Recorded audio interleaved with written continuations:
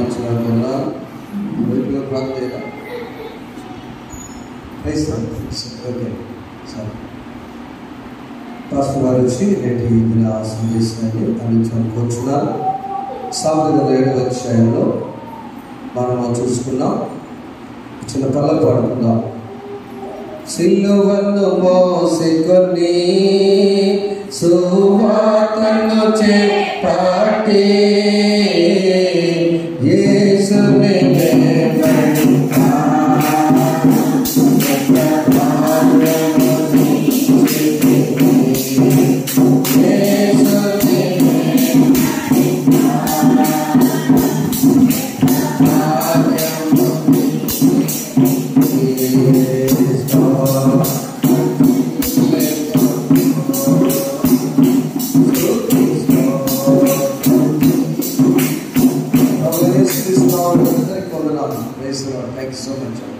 Video చూస్తున్నారు వందనాలు.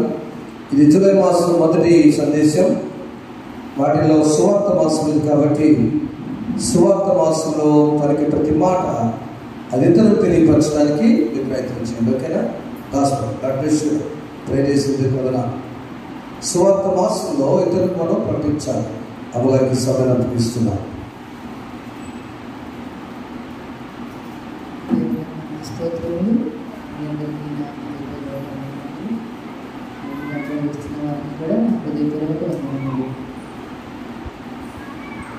మనం అప్పుడే 2024వ సంవత్సరం సగం అయిపోయింది. 6 మాసాలు నిండిపోయినాయి. 7వ మాసంలోకి వచ్చి ఉన్నాం. మరి ఈ 6 మాసాల్లో మనం చేయవలసిన పనులన్నీ చేయగలిగాము అని ఆలోచించుకుంటే చాలా వరకు చేయలేకపోయాం. నేనైతే చాలా వరకు చేయలేకపోయాను అని నాకు తెలుస్తుంది. నా మనసుకి నేనేం చేయాలి అది నేను ఇంకా చేయలేక టెన్షన్ పడుతూ ఉన్నానని అనిపిస్తూ ఉంది. అయితే ఎందుకు ఈ టెన్షను అంటే మనం ఇప్పుడే చదువుకున్నాం. సామెతల గ్రంథం 7వ అధ్యాయము 1వ వచనంలో, నా కుమారుడా నా మాటలను మనస్సును ఉంచుకొనుము, నా ఆజ్ఞలను నీ యొద్ద దాచిపెట్టుకొనుము. నా ఆజ్ఞలను నువ్వు మనస్సును ఉంచుకున్నడలా నీ కనుపాప వలె నా ఉపదేశమును కాపాడినడలా నీవు బ్రతుకుదు. ఇక్కడ మనం ప్రత్యేకంగా వ్రాయబడినది నా ఆజ్ఞలను నీవు ముందు మనస్సులో ఉంచుకో. మనం ఎప్పుడు పని చేయలేకపోతామంటే ఆ ఆజ్ఞ మన మనస్సులో లేనప్పుడు, లేదా ఒకవేళ ఆజ్ఞ తెలిసినా కూడా దాన్ని అతిక్రమించినప్పుడు. ఇక్కడ 2 మార్లు వ్రాయబడిన కుమారుడ నా ఆజ్ఞలు నీవు మనస్సులో ఉంచుకో. ఇంకా ఎలా ఉంచుకోవాలి? నీ కనుపాప వలె నా ఉపదేశం నేను చెప్పిన దాన్ని నువ్వు కాపాడు.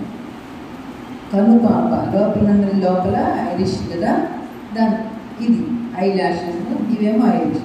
ఆ కనుపాపని ఎలా కాపాడుతాం? దాని మీద చిన్న చీమ వెళ్ళినా కూడా ఎంతో నొప్పి, భయం, బాధ.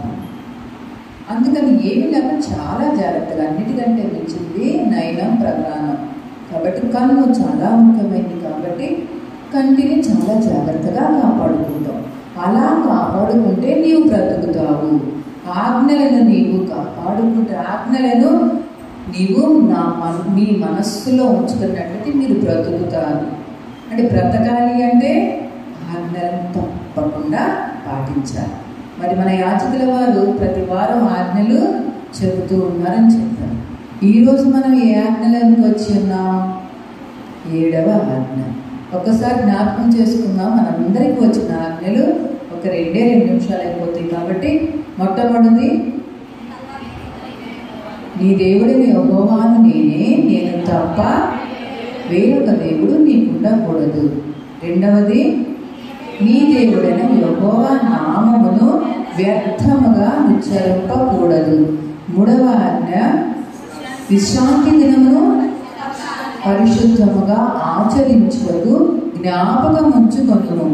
4వ ఆజ్ఞ నీ తల్లిని దీర్ఘాయుష్మంతుడవగునట్లు ఉన్నట్లు నీ తల్లిని నీ తండ్రిని సన్మానించుము. 5వ ఆజ్ఞ నరహత్య చేయకూడదు.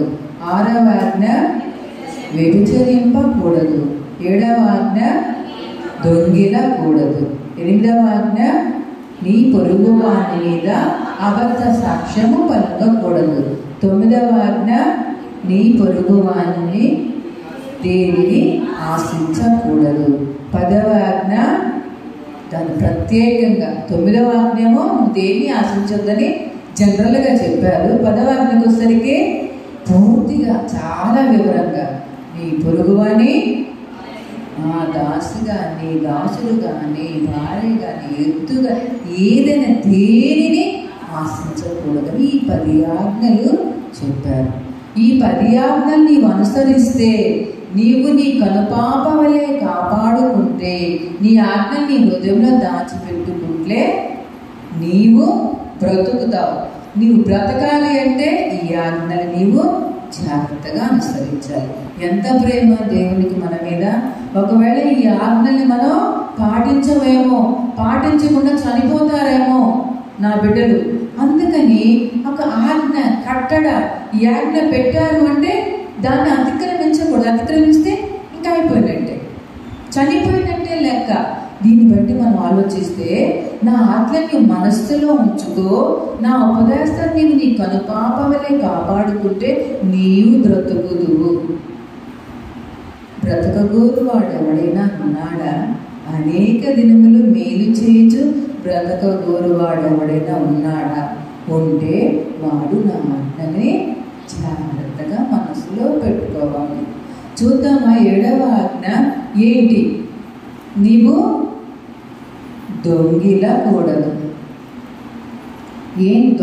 దొంగతనం అంటే ఏంటి అసలు? దొంగతనం అంటే మనది కాని దానిని మనం తీసుకోవడం, ఆశించడం కాదు, లాక్కోవడం కదా. ఆశించడం అంటే మనసులో అనుకోవడం, అది అబద్ధం కిందకి రావచ్చు. పైకేమో కనపట్టలేదు కానీ మన మనసులో మాత్రం ఆశ ఉండాలి తీసుకోవాలని. ఇదైతే చర్య, ఆల్రెడీ క్రియ, పని. దొంగతనం అనేది ఒక పని. ఏంటా పని? చెడ్డ పని. ఏంటా చెడు?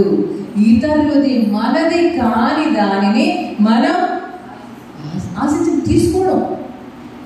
తీసుకోవడమే పని. మనది కాదు అది, దాన్ని మనం తీసుకోవడం. నిజమే, స్కూల్లో చాలా వస్తున్నాయి కదా ఇప్పుడు.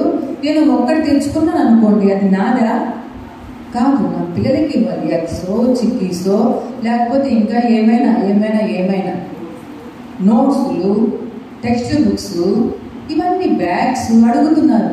అమ్మగారు మీ స్కూల్లో చాలా వస్తాయి కదా, ఒక్కటి తీసుకురండి నాకు. నేను ఎలా తీసుకురాగలను? అది మనదా కాదు కదా, వేరే పిల్లల కోసమని వచ్చింది, దాన్ని మనం తీసుకోకూడదు. అట్లా మనది కాని దానిని మనం తీసుకొచ్చుకోవడమే దొంగతనం. అందుకని నీ దేవుడు ఏం చెప్తున్నాడంటే, నీవు ఇంకొకరిని ఆశించాల్సిన అవసరం ఏంటి? నీ దేవుడే గొప్పవాడు కదా, ఆయన అందరికీ ఇస్తుంటే నీవు పక్కన వాళ్ళ దగ్గర తెచ్చుకోవాల్సిన అవసరం ఏంటి అని దేవుడు మనల్ని హెచ్చరిస్తున్నాడు. ఈ దినాన దొంగిలకూడదు, దొంగతనం చేయకూడదు. అయితే మనమేం తెచ్చుకోవడం లేదు, ఏమీ ఆశించటల్లా, పక్కన వాళ్ళు ఏం తెచ్చుకోవట్లా, మనది కాని ఏది మనం చేయడం లేదు. అయితే దొంగతనం అంటే బైబిల్ ప్రకారం ఇంకా ఏం చెప్పారో చూద్దాం. ఇంకా మనం దొంగతనం ఏం చేయట్లేదు కదా అని మనస్సులో కొంచెం రిలాక్స్ అవుదాము అని అనుకుంటుంటే, మన దేవుడు ఏం మాట్లాడుతున్నాడు? మొట్టమొదటిగా ఎఫెసీయులకు రాసిన పత్రిక 5వ అధ్యాయము 15వ వచనంలో మనం ఏమి దొంగతనం చేస్తున్నామో వ్రాయబడింది. జాగ్రత్తగా చదవము, అర్థమయ్యేటట్లుగా. దినములు చెడ్డవి కనుక మీరు సమయమును పోనీయక సద్వినియోగము చేసుకొనుచు అజ్ఞానుల వలె కాక జ్ఞానుల వలె నడుచుకున్నాం. జాగ్రత్తగా ఉండండి. ఏమి దొంగిలిస్తున్నాం? సమయాన్ని దొంగిలిస్తున్నాం. 7 to 8 మన ప్రేయర్, లేదా 7:30 to 8:30 ఈ 1 hour మన ప్రేయర్. 7:30కి రాకుండా ఉంటే ఆ టైం అంతా మనం మంది కాదు, 7:30 నుంచి 8:30 మన దేవుని సమయం, దేవుని సమయాన్ని మనం దొంగిలించాం. ఈ విషయంలో ఈరోజు నేను చాలా టెన్షన్ పడ్డా. నేను చెబుతూ నేనే 10 నిమిషాలు లేట్గా వెళ్తే అది ఎంత? అదే స్కూల్కి అయితే 1 నిమిషం ముందే వెళ్ళాలి. ఎందుకు? అక్కడ ఫేషియల్ వేసుకోవాలి, లేకపోతే అక్కడ లేట్ అని చూపిస్తుంది. ఇక్కడ మన దేవుడు ఫేషియల్ వేస్తే ఒక్కొక్కరు ఎన్ని నిమిషాలు, ఎన్ని గంటలు లేట్ అయిపోయారు. లేట్ అయితే ఆప్షన్ కింద చూపిస్తుంది, మనం వచ్చినా కూడా ఉపయోగం లేదు. కాబట్టి సమయాన్ని సద్వినియోగం చేసుకోండి. 7:30 నుంచి 8:30, లేదా 7 నుంచి 8, 6 నుంచి 8 ఈ సమయాన్ని మనం దేవునికి అప్పగించుకున్నాం. ఆ సమయంలో 1 నిమిషం లేట్ అయినా 1 నిమిషం మనం దొంగతనం చేసినట్లే లెక్క. ఇంకొకటి చూద్దాం. ఇంకా నేను ఏం చేస్తున్నాను, ఇంకా ఏం దొంగతనం చేయడం లేదు కదా అని అనుకుంటే, దశమ భాగం మలాకీ గ్రంథం టైం అయిపోతుంది కాబట్టి సమయం గురించి మనం చెప్పుకుంటున్నాం. కాబట్టి చివరిగా మలాకీ గ్రంథం 3వ అధ్యాయము 8వ వచనం చదువుకుందాం.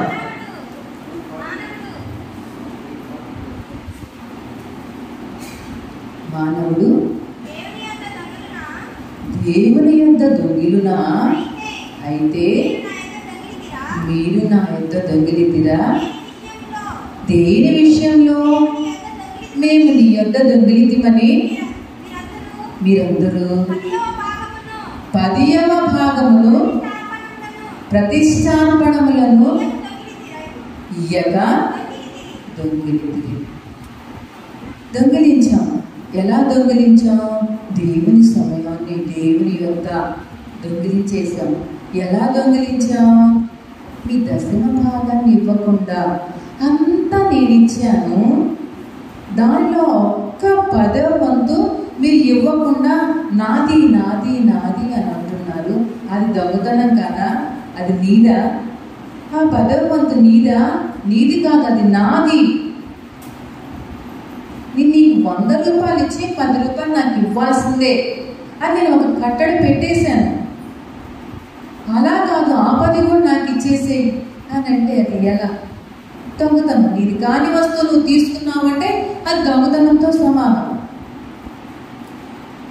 అలాగే నీ దశమ భాగాలు. ఇంకొకటి ప్రతిష్ఠిత అర్పణలు. నువ్వు ఒక అర్పణ అర్పించుకుందాను నువ్వు మనసులో అనుకున్నావు, ఆ మనసులో అనుకున్న నువ్వు ప్రతిష్ఠించకుండా ఇవ్వకపోతే నీవు దొంగిలించినట్లే. కాబట్టి మన దేవుడు ఎంతో ప్రేమామయుడు. 10 ఆజ్ఞలనిచ్చి ఈ ఆజ్ఞలు మీరొద్దు, మీరు మీరితే మీరు బ్రతకలేరమ్మా అని ప్రేమించి 10 ఆజ్ఞలు ఇచ్చాడు. ఈ 10 ఆజ్ఞల్లో ఈ వారం దేవుడు మనతో మాట్లాడారు. 7వ ఆజ్ఞ ఏమని? నీవు దొంగిలించకూడదు, దొంగిలకూడదు. ఏమి దొంగిలిస్తున్నాం? సమయాన్ని దొంగిలిస్తున్నాం. ఆ తర్వాత మనం ఇవ్వాల్సిన దశమ భాగమును దొంగిలిస్తున్నాం ఇవ్వకుండా. అలాగే అర్పణల్ని ఇవ్వకుండా దేవుని నుండి దొంగిలిస్తున్నాం. ఎందుకు? మాస్టర్ గారు 100 రూపాయలు ఇచ్చి 10 రూపాయలు నాకు ఇవ్వండి అని ఎందుకంటారు? ఎందుకంటే నీవంతా 90 ఖర్చు చేసిన తర్వాత నీ దగ్గర ఏమీ లేకపోతే చూడలేక నా దగ్గర 10 ఉంది కదా, ఇది తీసుకొని వాడు అని నీకు ఇవ్వడం కోసమే. మన దేవుడు కూడా అంత చప్పట్లు కొడతాం. ఎందుకు మన యొక్క 10 రూపాయలని దశమ భాగం అడుగుతున్నారు అంటే, నీవంతా ఖర్చు చేసుకుంటావా? అంతా అయిపోయిన తర్వాత మరలా నీవు నా ఎద్దకే వస్తావు. అయ్యో దేవు అంతా అయిపోయింది, నాకు అవసరానికి ఏమీ లేదని ఏడుస్తూ వస్తావు. అందుకే నేను నీకు ఇచ్చేస్తాను. కాబట్టి నీవు ఎంతైతే దేవునికి ఇస్తావో నీ దేవుడు అలాగా ఇవ్వడు, దాన్ని రెట్టింపు చేసి ఇస్తాడు. మన దేవుడు మనది తీసుకునే దేవుడు కాదు, తీసుకున్న దాన్ని రెండింతలు చేసి మీకు ఇవ్వడం కోసమే. కావున దేవుని బిడ్డలారా, వాక్యం అంతా తెలిసిన వారలారా, ఒక్కసారి ఆలోచిద్దాం. సమయానికి వద్దాం, సమయానికి వెళదాం. అయ్యగారు 7:45 నుంచి 8:45 అని చెప్తూ ఉన్నారు. దేవుని సమయం ఏం పర్వాలా, ఒక లేట్ రాలేదు, ఎక్కువసేపు ఉన్నా పర్వాలా. దేవుని సన్నిధిలో నువ్వు ఎంతసేపు ఉన్నావు, నువ్వు ఎంతసేపు ఉన్నది దేవుడు నీకేమీ తక్కువ చేయడు. నువ్వు ఎంతసేపు ఉంటే దాన్ని రెట్టింపు చేసి నీకు ఆశీర్వాదకరంగా మార్చగలడు. కావున పిల్లలారా, మీరందరూ 7 ఆజ్ఞలు, ఇది 7వ ఆజ్ఞ మనసులో ఉంచుకొని దొంగతనం జోలికి పోకుండా. మొదటిగా దొంగతనం చిన్నగా ప్రారంభమవుతుంది. ఉదాహరణకు యూదాను చూద్దాం. ఆయన ఏం చేస్తున్నాడు? ఆయన దగ్గరే సంచి ఉంది, అందరూ వచ్చి ఆయనకే ఇస్తున్నారు. నువ్వు జాగ్రత్తగా దాచిపెడతాను, నిన్ను నమ్మి నీకు ఇస్తుంటే మెల్లిగా ఎవరు చూడలేదు కదా అని తీసుకుంటూ రావడం మొదలుపెట్టాడు. మొదలుపెట్టిన తర్వాత చివరికి ఏమయ్యాడు? అవన్నీ తీసి పారేసి ఊరి పెట్టుకొని చనిపోయే స్థితికి వచ్చాడు. మొదట చిన్నగా స్టార్ట్ చేశాడు దొంగతనం చేయడం, చివరికి ప్రాణాలు కోల్పోయేటంత చేశాడు. అలా కాకుండా చిన్న చిన్నగా ఇచ్చిన వారు ఉన్నారు. చూద్దాం, ఇది మేము లైవ్ విట్నెస్ మేము చూసాము. ఏనాడు ఇలాగ దశమ భాగం గురించి ఎక్కడా చెప్పలేదు. కానీ ఒక సహోదరి శారా అని, ఆమె సిఆర్పి, మొదట 7,500 ఆమె జీతం. ఆ జీతంలో 750 రూపాయలు ఇచ్చి ప్రవర్తించుకుంటూ ఉండేది. ఎలా వచ్చింది అంటే ఇది సజీవ సాక్ష్యం. ఆమె కొంచెం జాగ్రత్తగా ఉంటుంది, చాలా జాగ్రత్తగా. ఎందుకంటే చిన్న జీతాలు కదా, 2 పిల్లలు, అబ్బాయి అమ్మాయి, అందుకని చాలా జాగ్రత్తగా వాడుకుంటుంది. ఆ దశభాగం ఎప్పటి నుంచి మొదలుపెట్టింది ఇవ్వడం అంటే, తన కుమార్తెకు ప్రతి వారం ఏదో కడుపులో నింపని చాలా హాస్పిటల్స్కి పెడుతూ ఉంది. అక్కడికైతే ఏమీ లేదు అంటున్నారు. చివరిగా ఒక సమ్మర్లో మీటింగ్స్కి వెళ్ళింది. ఆ మీటింగ్స్లో అయ్యగారు చెప్పారట, నీవు దశమ భాగాన్ని ఇవ్వకుండా నీవు దోచేస్తున్నావు, అందుకే నీకు సమాధానం లేదు, శాంతి లేదని అయ్యగారు చెప్పారట ఒక పాస్టర్ గారు. అప్పుడు మనసులో తీర్మానం చేసుకున్నాను, నేను దశమ భాగం ఇస్తాను అని. అనుకోకుండా మా దగ్గరకు వచ్చి, అయ్యగారి దగ్గరకు వచ్చి, అన్న ఇది పరిస్థితి, నేను ఇస్తాను. ఓకేనన్నా, ఈనాడు మేమైతే కోరలేదు, కానీ దేవుడు ఆమెను ప్రేరేపించి అలా ఇచ్చుకుంటాం వస్తూ ఉన్నారు. ఆమెకి ఆ నెక్స్ట్ రోజు నుంచే ఆ పాప చాలా సంతోషంగా, ఏమిటి చాలా ఆరోగ్యంగా ఉంది. ఆ తర్వాత మిల్లిమిల్లిగా ఆమె జీతం పెరుగుతూ ఉంది. సిఆర్పి ఆమె జీతంలో తప్పనిసరిగా 10వ వంతు తీసుకుని వచ్చి ఇస్తూ ఉంటుంది. ఇప్పుడు ఆమె చిన్న ఉద్యోగమైన చర్చికి 1,00,000 రూపాయలు ఇచ్చింది. 1,00,000 రూపాయలు విరాళంగా ఇచ్చింది అక్కడ సర్వేశ్వరాన్ని చర్చి కట్టడానికి. వాళ్ళ భర్త ఏమో అక్కడ సంఘ పెద్ద, ఈమెమో ఇక్కడ మన దగ్గరకు వస్తుంది. కానీ నేను అన్నయ్య దగ్గరే మారు మనసు పొందాను కాబట్టి అన్నయ్యకే ఇస్తాను, నేను నా దశమ భాగం అంటుంది. ఇప్పుడు వాళ్ళ స్థితి ఏంటంటే, చిన్న రేకుల్లో ఉండేవారు, ఇప్పుడు పెద్ద ఇల్లు కట్టుకున్నారు, చాలా మంచి గొప్ప ఇల్లు. ఇంతవరకు అప్పు కూడా లేదన్నయ్య, అప్పు లేకుండా మంచి హౌస్ కట్టుకున్నారు బాపట్లలో, మన ఇంటి పక్కనే. ఒకసారి మీరు బాపట్లో వస్తే ఆ ఇంటికి తప్పకుండా చూపించాలి కూడా. చిన్న ఉద్యోగం, మంచి చాలా గొప్ప సాక్ష్యం ఆమెకు. కాబట్టి ప్రియమైన దేవుని బిడ్డలారా, మీ దేవుడు ఈరోజు నీతో మాట్లాడుతున్నారు. నీ సమయాన్ని సద్వినియోగం చేసుకోండి. నీ దర్శన భాగాన్ని, నీ అర్థాలను తప్పకుండా దేవునికి చెల్లించండి. దేవుడు ఇచ్చేటువంటి 2 ఆశీర్వాదాలు పొందుకోనండి. దేవుడి మాటలు దీవించిన దాకా అవకాశం ఇచ్చిన అయ్యగారికి, సంఘానికి, మీరందరూ వస్తున్న వారికి మరొకసారి నా ధన్యవాదాలు. వెలుగు నీడలు గాలి వర్షములు కలిగించే ప్రభు నీకు ఉచితముగా వెలుగు నీడలుగా వర్షములు కలిగించే ప్రభు నీకు ఉచితముగా వెలిగించగలపై ప్రభు నామము కలిగి ప్రభున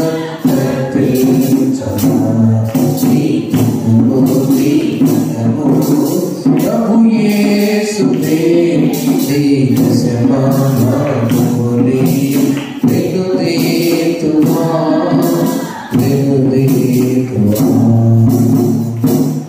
ప్రభు కొరకు సజీవ సాక్ష్యాలుగా యవనస్తులారా మీ సమయం వృధా చేసుకోవాలి. 10వ తరగతి రాసిన తర్వాత పరీక్షలో ముందు చదువుకోకపోతే ఫెయిల్ అయిన తర్వాత నీకందరి చిన్నవారితో కలిసి పరీక్ష రాసిన బాధ వేస్తుంది. ఇంటర్మీడియట్ వాళ్ళారా మీ సమృద్ధం చేసుకోండి. డిగ్రీ వాళ్ళారా ఎవరు వస్తున్నారా కాంపిటేటివ్ ఎగ్జామ్స్ వ్యవసాయదారుగా వయసు ఉన్నప్పుడే అమ్మగారు చెప్పారు కదా, దేవాలయానికి సమయం కావడమే కాదు, నీ వయసు ఉన్నప్పుడే నువ్వు సరి చేసుకో, నీ కుటుంబాన్ని సరి చేసుకో, బిడ్డలు సరి చేసుకో, సమయము సద్వినియోగం చేసుకో. చక్కని నిలిచి రెండవది దశమ. ఈ పాట రాసిన ఆయన మనవడు నాతో మాట్లాడాడు. మీ డాక్టర్ మొత్తానికి హెడ్ ఆయన, డాక్టర్ మొత్తానికి అధినేత డైరెక్టర్ పీడీ గారు అర్జునరావు గారు. సార్ ఆ క్రిస్మస్ సందేశం నేను ఇవ్వబోతున్నప్పుడు ఆయన చాలా హడావుడికి వచ్చి నాకు ఇష్టమండి ఏం తెలుసా, మా తాతయ్య ఒక పాట రాశాడు, నీ ధనము నీ ఘనము, వెలుగు ఉచితమా డబ్బులు పెట్టుకుంటున్నామా, సూర్యరశ్మి మన ఆహారము రావాలంటే సూర్యుడు ఉండాలి కదా, వెలుగు డబ్బులు పెట్టుకోవాలి కదా, ఉచితం కదా, నీడ అంటే చంద్రుడు నీడ ఉచితమే కదా, గాలి ఉచితమే కదా, కరోనాలో గాలి ఉచితం కాదు, ఆక్సిజన్ సిలిండర్ లేవు, హాస్పిటల్ ఆక్సిజన్ లేదు, రోజు కొనుక్కోమంటే ఆక్సిజన్ కొనగలమా? ఉచితం అయితే డబ్బులు పెడతాను కూడా. శాంతిరాజు పాస్టర్ గారు అన్నీ అయ్యా ఎడల గ్యాస్ సిలిండర్స్ ఆక్సిజన్ ఇచ్చి హాస్పిటల్ చెప్పారు, ఫోన్ చేశారు. మా సోదరులు కూడా కనుక వెలుగు నీడ గాలి నీరు ఉచితంగా ఇచ్చిన దేవుడికి నేను ఇచ్చేటువంటిది ఏంటంటే ప్రభువులో సమయం వెతికిద్దాం. మన శరీరం నుంచి అమ్మగారు చెప్పినట్లుగా సహోదరులాగా చాలా గట్టిగా ఉంది సోదరి. ఈరోజు నా ప్రభు ఒక భాగం ఒక చర్చకి ఇస్తాడు, అలా ఆయన ఈ భాగం తెచ్చేస్తాను. అంత డైరెక్ట్ చెప్పి నేను రక్షించబడ్డాను, నా ప్రియమైన పెట్టాను. ప్రభు కొరకు మన వయసు ఉన్నప్పుడే ప్రభు పరిచేద్దాం. మిమ్మల్ని దీవించిందా పరిశుద్ధిగా ఉన్న వాక్యాన్ని నీరు కట్టి ఫలించి ఏ దొంగతనం మేము చేస్తున్నాము, తల్లిని తండ్రిని బాధ పెట్టి మనస్సుతో మేము ఆయన నటించేటువంటి దొంగతనం చేస్తే క్షమించండి. సమయం సదుపు చేసిన వారికి చేయండి, నీ భాగాన్ని నీకు ఇచ్చే వారికి చేయండి, నీ సదుల సమయం ఆరాధించే వారికి చేయండి. యేసు నామములో కూర్చున్నాం తండ్రి, ఆమేన్. దేవుడి వాక్యంతో ఆశీర్వదించును గాక. ఆమేన్.